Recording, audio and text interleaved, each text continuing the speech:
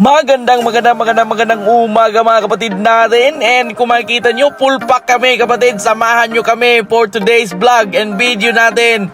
Syempre, as you can see my previous video, dumating yung kapatid ko and right now nagyaya. Gusto daw ma-enjoy yung dagat. I-check daw niya yung kaibahan ng dagat sa ibang bansa at dagat sa atin dito sa Pinas. Alright. So syempre, full pack, full force. Alright. So ngayon, mga kapatid, yung plano ko, actually dinala ko siya sa beach na malapit lang sa amin. Okay? So dito, since nandito tayo sa Lapu-Lapu City, sa mga guests natin, sa mga followers, viewers, I highly suggested, gusto nyo malapit na beach resort po, dito po sa Mayo Beach. Okay? So tara, samahan kita. Pakita ko sa inyo ha. Yan, ito yung entrance. Mga kapatid, the entrance is only 50 pesos yung adults, free po yung kids. Cottages, 1.5 yung malaking cottage, 700 yung table lang. But if you have tables just like us, chairs, syempre malapit na, suki kami dito eh. Court cage lang po, 200. So dito, napakaganda. At saka, mainit, no problem.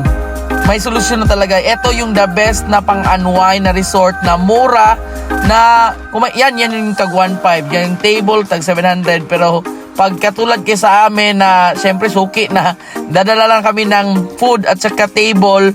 Kasi always kami nandito. Imagine mo, mga ilang minutes lang galing sa bahay namin eh. So yan.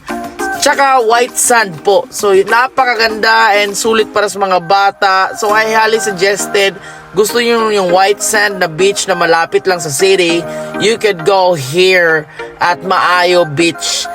Actually, yung resort na to nasa gilid lang ng Blue Waters Resort. So, kung ano yung beach na niliguan nyo pag nasa Blue Waters ka, ito yung the same beach. So, yan, the best pag chill, the best mag-bonding, dala kayo ng food, practical, tipid, tsaka the same time, sulit para sa mga bata kasi ang lawak ng lugar, safe, and marami silang mga Baywatch. So, shout out po sa may-ari ng Mayo Beach Resort. I highly recommended sa mga guests naman natin, punta kayo dito. Meron na silang sugbaanan. O yan, the best. Tsaka yung sa mga bata, safe talaga sila kasi mataas yung mataas yung lugar na mababa lang yung tubig. So yan, so kahit saan sila magpunta, mag-i-enjoy talaga sila.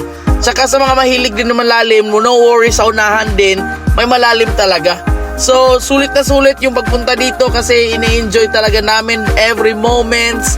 Yan, yung papa ko, mga apo niya, sinusulit niya, yung kapatid ko, sa mga anak ko, nagbabanding sila. Actually, my sister's a swimming instructor sa ibang bansa. So, tinuruan niya mag-swim. Yan, ako yung nagturo naman dyan. Tinuruan ko yung namin, yung baby namin. Kaya may baby kami. Kasi anak ito ng kapatid ng asawa ko na nasa amin ngayon. Kasi syempre, yung kapatid ng asawa ko ng ibang bansa. So, yan. Kaya, enjoy. Sarap sa feeling. And thank you po. So, sa mga followers, viewers, thank you for watching. Eh, alam mo naman tayo, sobrang busy tayo, diba? So, at least right now, bibigyan natin ng time yung family natin. Mag-i-enjoy muna tayo, mag-chill, relax, and enjoy. Thank you po. To God be the glory. Just please subscribe our YouTube, Vincent Arcales, TikTok, Vincent Arcales, page, Prime Online Business, and for our tour package, please message Vincent Jovendel Piña Flor Arcales. Thank you.